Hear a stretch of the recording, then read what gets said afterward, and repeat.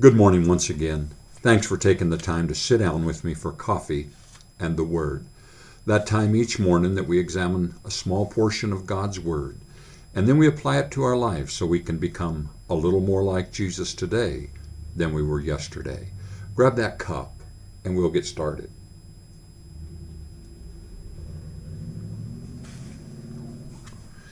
Our verses this morning are from Lamentations chapter 3, verse 25, 31, and 32. The Lord is good to those who hope in him, for no one is cast off by the Lord forever.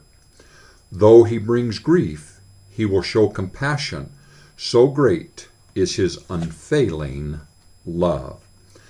After a wildfire, the land may look completely barren.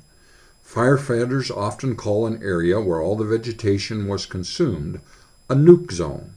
A few of the larger trees might still be standing, blackened snags, but the grasses, brush, small trees, and down logs of the forest may be totally burnt up. The ash left behind is often several inches deep. Even the soil can be scorched. However, all is not dead. Sometimes, while the area is still smoking, deer wander through, occasionally licking the burnt snags for minerals. The lodgepole pine cones that were tightly sealed have been opened by the high temperatures of the fire, and their seeds are scattered. If the fire occurs early in the summer, there may be new growth by fall. A few shoots of grass, a flower here and there. By the next spring, the area may be carpeted with wildflowers. A couple of years later, new brush provides lush food for the deer and the elk. The population of mice often spikes, followed by an increase in coyotes and hawks the following year. As insects move into the snags, woodpeckers drill holes into the wood, providing homes for other birds and for the squirrels. New trees push their way up through the soil. The forest is not the same. Fire has changed the character of the area, but healing and life continue. Sometimes our lives feel like a nuke zone. Perhaps we've suffered the death of a loved one or gone through a divorce. Maybe we've lost a job or have been diagnosed with a life-changing disease.